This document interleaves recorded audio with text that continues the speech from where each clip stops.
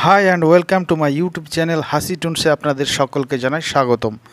প্রিয় বন্ধুরা, 2025 এসএলএসটি পরীক্ষাকে পাখির চোখ করে বাংলা বিষয়ের সমগ্র সিলেবাস থেকে 30টি এমসিকিউ এর সমন্বয়ে যে ধারাবাহিক সিরিজ বাংলা এসএলএসটি প্রস্তুতির আজকে দ্বিতীয় সেট।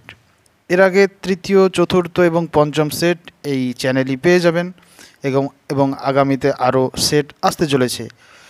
তো আজকের সেটে 30টি গুরুত্বপূর্ণ এমসিকিউ রাখা হয়েছে, আর সেগুলি প্রশ্ন এবং উত্তর একসঙ্গে আমি এই ভিডিওর মাধ্যমে আলোচনা করব।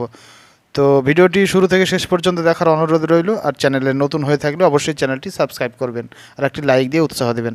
তাহলে চলো শুরু করা যাক আজকের ভিডিও।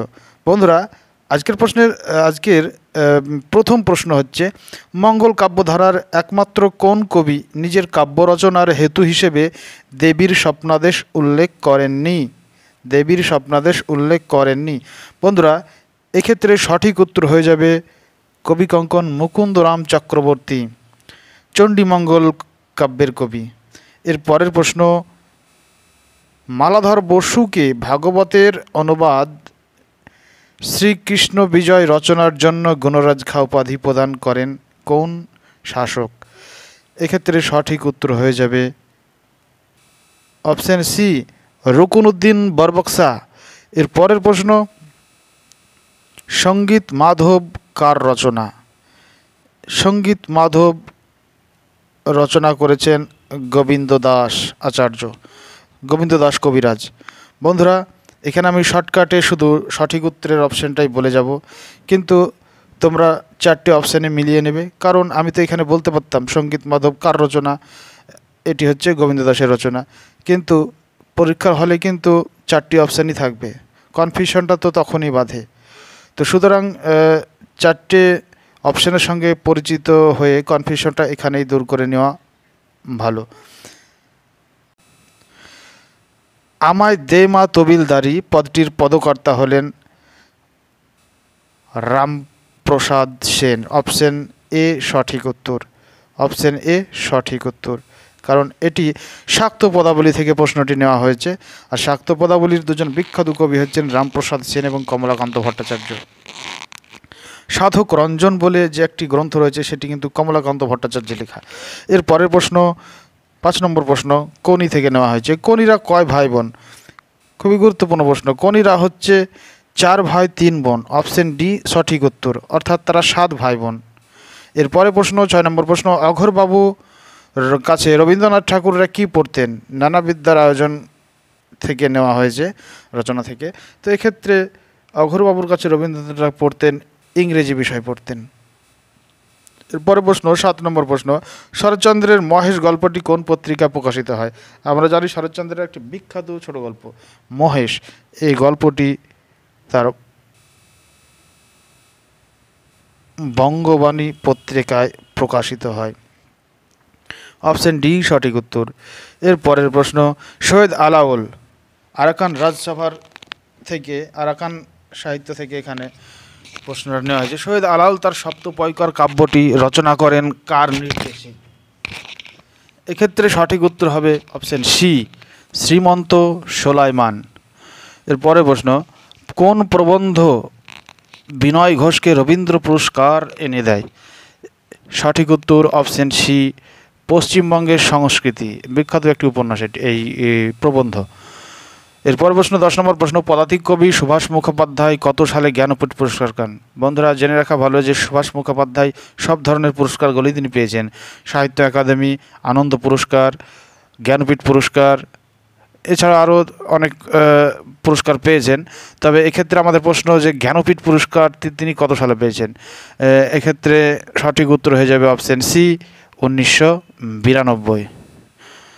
এরপরে প্রশ্ন, সুতীর্থ উপন্যাসটি কোন বিখ্যাত কবির রচনা? সুতীর্থ উপন্যাসটি আমাদের নির্জনতার কবি, রূপসী বাংলার কবি জীবনানন্দ দাশ। বন্ধুরা, অনেক সময় কবিদের থেকে উপন্যাসের প্রশ্ন চলে আসে। সাধারণত জীবনানন্দ দাশ, নজরুল ইসলাম এরা বিখ্যাত কবি, কিন্তু এদের থেকেও অনেক সময় পরীক্ষাতে চলে আসে। এর আগের একটি পরীক্ষাতে এসেছিল যে বাঁধনহারা উপন্যাসটি কার রচনা? এটি নজরুল ইসলামের, কিন্তু তার থেকে কাব্য থেকে প্রশ্ন না আসে, কখনো কখনো উপন্যাস থেকে দিয়ে দেওয়া হয়। তার জন্য এগুলো খুবই খেয়াল রাখা দরকার। তো এর পরের প্রশ্ন 11 নম্বর প্রশ্ন, মধুসূদন দত্ত কোন কাব্যে প্রথম অমিত্রাক্ষর ছন্দের প্রয়োগ করেন? এখানে সঠিক উত্তর হয়ে যাবে অপশন বি, তিলোত্তমা সম্ভব কাব্যে। এর পরের প্রশ্ন, বিপ্রতীপ গুপ্ত ছদ্মনামে কোন কবি লেখালেখি করতেন? এক্ষেত্রে সঠিক উত্তর হয়ে যাবে মরুকবি যতীন্দ্রনাথ সেনগুপ্ত। এরপরে প্রশ্ন, সন্ন্যাসী বিদ্রোহের পটভূমিতে অথবা ৭৬-এর মনতন্ত্রের পটভূমিতে রচিত বঙ্কিমচন্দ্র চট্টোপাধ্যায়ের বিখ্যাত উপন্যাসটি কি? বন্ধুরা এটি কমেন্টে জানাও। আমি 5 সেকেন্ড সময় দিলাম। সাহিত্য নিয়ে যারা পড়াশোনা করেছে তাদের অবশ্যই এটা জানা দরকার, কারণ এত বড় একটি বিখ্যাত উপন্যাস অবশ্যই জানা দরকার। সঠিক উত্তরটি হবে আনন্দমঠ। বন্ধুরা এর পরের প্রশ্ন, সংস্কৃত ভাষা থেকে বাংলাতে আগত অপরিবর্তনীয় শব্দসমূহকে কি বলে? বন্ধুরা এক্ষেত্রে একেবারে সহজ উত্তর তৎসম শব্দ, কারণ তৎসম শব্দ সেইগুলি যেগুলি সংস্কৃত থেকে সরাসরি বাংলাতে এসে কোনো পরিবর্তন ছাড়াই রাজ করছে, অর্থাৎ পিতৃ মাতৃ চন্দ্র এগুলি। এরপরের প্রশ্ন, ডাক্তারখানা মিশ্র শব্দটি কোন ভাষার সমন্বয়ে গঠিত? বন্ধুরা ডাক্তারখানা এটি একটি মিশ্র শব্দ, দুই দেশের দুটি শব্দ নিয়ে একটি করা হয়েছে, অর্থাৎ ডাক্তার এক দেশের ভাষা, খানা এক দেশের ভাষা। এক্ষেত্রে হবে অপশন বি সঠিক উত্তর, ইংরেজি এবং ফার্সি। এরপরের শব্দ, মন্দির বাহির কঠিন কপাট। বন্ধুরা বৈষ্ণব পদাবলী থেকে প্রশ্নটি, বৈষ্ণব পদাবলী থেকে প্রশ্ন এরকম আসবে, একটা হয়তো পদ তুলে দেবে, কোন পর্যায়ের পদ বলবে না হয় কার পদ বলবে। তো মন্দির বাহির কঠিন কপাট উক্ত পদটি কোন পর্যায়ের? এটি অবশ্যই অভিসার পর্যায়ের। বন্ধুরা অভিসার পর্যায় মানে মনে পড়ছে রাধা এবং কৃষ্ণের একটি আগে থেকে নির্দিষ্ট করা গোপন জায়গায় মিলিত হওয়ার যে পর্যায়ের যে পদগুলি পদকর্তারা লিখেছেন সেগুলি অভিসার পর্যায়ের পদ। এর পরের প্রশ্ন, নগর পুরিলে কি দেবালয় এড়ায়? এটা আমার খুবই একটি পছন্দের একটি প্রবাদ বলা চলে।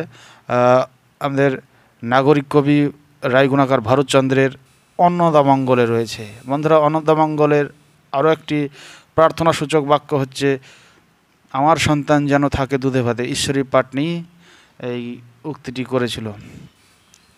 এরপরে প্রশ্ন, ভারতবাসীর আহার থেকে নেওয়া আবুল ফজলের আইন ই আকবরীতে আকবরের রন্ধনশালায় কয় ধরনের খাদ্য উপাদান মজুদ থাকত? এক্ষেত্রে সঠিক উত্তর হয়ে যাবে বন্ধুরা 30, অপশন সি। এরপরে প্রশ্ন, বহুরূপী গল্প থেকে নেওয়া হয়েছে, বাইজির ছদ্মবেশে হরিদার কত টাকা রোজগার হয়েছিল? এক্ষেত্রে সঠিক উত্তর হয়ে যাবে 10 টাকা 8 আনা, এ সঠিক উত্তর। এরপরে প্রশ্ন, কোনি থেকে তুলে আনা হয়েছে, কোনির সাথে ক্ষিতীশের প্রথম কথা হয় কোন পরিচ্ছেদে? বন্ধুরা আমরা জানি কোনিতে 14টা পরিচ্ছেদ রয়েছে, এর মধ্যে চতুর্থ পরিচ্ছেদে কোনির সাথে ক্ষিতীশের প্রথম কথা হয়। দেখেছি কিন্তু প্রথম পরিচ্ছেদই বারুণীর ঘাটে, কিন্তু কথা হয় চতুর্থ পরিচ্ছেদে, অর্থাৎ অপশন ডি সঠিক উত্তর। এরপরে প্রশ্ন, আয়াপ্পা পানিকার জীবানন্দ দাশের কোন কবিতা মালয়ালম ভাষায় অনুবাদ করেন? বন্ধুরা মালয়ালম কেরালার একটি আঞ্চলিক ভাষা, কেরালা রাজ্যের ভাষা। তো ওই কেরালার মালয়ালম ভাষার বিখ্যাত কবি হচ্ছে আয়াপ্পা পানিকর। তিনি আমাদের রূপসী মাফ করবেন, তিনি বনলতা সেন কবিতা অনুবাদ করেন। বনলতা সেন, জীবনানন্দ দাশের বনলতা সেন কবিতা অনুবাদ করেন। এরপরে প্রশ্ন, মধুসূদন দত্তের আত্মবিলাপ কবিতাটি কোন পত্রিকায় প্রকাশিত হয়? এখানে সঠিক উত্তর হবে তত্ত্ববোধিনী পত্রিকা। এরপরে প্রশ্ন, মতিচুর প্রবন্ধটি কার রচনা? একজন বিখ্যাত লেখিকা এবং উপন্যাসিক, প্রাবন্ধিক যাই বলেন না কেন, তিনি হচ্ছেন আর কেউ নয় বেগম রোকিয়া সাখাওয়াত হোসেন। এর পরের প্রশ্ন, যত মত তত পথ, এখানে কোন সর্বনামের প্রয়োগ ঘটেছে? এক্ষেত্রে সঠিক উত্তর হয়ে যাবে সাপেক্ষবাচক সর্বনাম। এরপরে প্রশ্ন, সমরেশ বসুর প্রথম রচিত উপন্যাসটি কি? বন্ধুরা একজন বিখ্যাত ঔপন্যাসিক সমরেশ বসু মহাকালের রথের ঘোড়া উপন্যাসটি নিশ্চয়ই আপনারা পড়েছেন। তো তারও একটি বিখ্যাত আরও একটি গল্প আদাব, খুবই সুন্দর একটি গল্প। উত্তরঙ্গ, বিটি রোডের ধারে, নয়নপুরের মাটি, এগুলো সব তারই রচনা। তো এক্ষেত্রে তার সর্বপ্রথম যে রচিত উপন্যাসটি হবে নয়নপুরের মাটি। এরপরের প্রশ্ন ২৬ নম্বর প্রশ্ন, দ্বিজেন্দ্রলাল রায়ের ঐতিহাসিক নাটকগুলির প্রকাশকালের নিরিখে সঠিক ক্রমটি হলো। বন্ধুরা, নাট্য সাহিত্যের অনেক অনেক অনেক প্রশ্ন হয়। দ্বিজেন্দ্রলাল, গিরিশচন্দ্র ঘোষ, মাইকেল মধুসূদন দত্ত, রবীন্দ্রনাথ ঠাকুর, দীনবন্ধু মিত্র, অনেক প্রশ্ন হয়। তো আমি এখানে দ্বিজেন্দ্রলাল রায় থেকে অনেকগুলি নাটক এখানে তুলে দিয়ে একটু প্রশ্নটাকে জটিল করলেও এখানে একটি সুবিধা আছে, অনেকগুলি নাটকের সঙ্গে একটি ভাষা পরিচয় হয়ে যাচ্ছে। তো এখানে প্রশ্নটা হচ্ছে যে পরপর কোনটার পর কোনটা প্রকাশিত হয়েছে সেই নিরিখে প্রশ্নটা। তো এখানে সঠিক উত্তরটি হয়ে যাবে অপশান সি, কারণ প্রতাপ সিংহ, দুর্গাদাস, নূরজাহাঁ এবং শাহজাহান সবশেষে এগুলির মধ্যে। এরপরের প্রশ্ন, মহাভারতের আদি অনুবাদক কবীন্দ্র পরমেশ্বরকে কবীন্দ্র উপাধি প্রদান করেন কে? এক্ষেত্রে সঠিক উত্তর হয়ে যাবে পরাগল খা। এর পরের প্রশ্ন, বিভূতিভূষণ বন্দ্যোপাধ্যায় কোন রচনার মধ্যে দিয়ে সাহিত্য জগতে আবির্ভূত হন? সঠিক উত্তর হয়ে যাবে উপেক্ষিতা গল্পের মধ্যে দিয়ে। এরপরে প্রশ্ন, চর্যাপদ থেকে অবশ্যই একটি প্রশ্ন আসবে, হয় পদ তুলে দেবে, না হয় কত নম্বর পদ, কার পদ, এগুলি একটা প্রশ্ন থাকবে অবশ্য। তো চর্যাপদের ৩৩ নম্বর পদটি কার রচনা? এক্ষেত্রে সঠিক উত্তর হয়ে যাবে অপশান সি, ঢেনঢেন পায়ের। খুবই গুরুত্বপূর্ণ পদ এটি। এর পরের প্রশ্ন, অর্থাৎ আজকের শেষ প্রশ্ন, প্রফেসর শঙ্কর জন্ম তারিখটা কত? বন্ধুরা, এটা আজকের তোমাদের জন্য হোমওয়ার্ক, কমেন্টে জানাবে। এটি 4টে অপশান রয়েছে, 16 জানুয়ারি, 16 জুন, 12 জানুয়ারি বা 12 জুন। এটা তোমরা সকলেই জানাবে। আর ভিডিওটি কেমন লাগলো কমেন্টে অবশ্যই জানাবে। আর চ্যানেলটি সাবস্ক্রাইব করে একটি লাইক দিয়ে পাশে থাকবে। সকলেরই প্রস্তুতি সুন্দর এবং আরও উন্নত হোক, এটাই কামনা করে আজকের মতো এখানেই বিদায় নিচ্ছি। Tata, bye bye.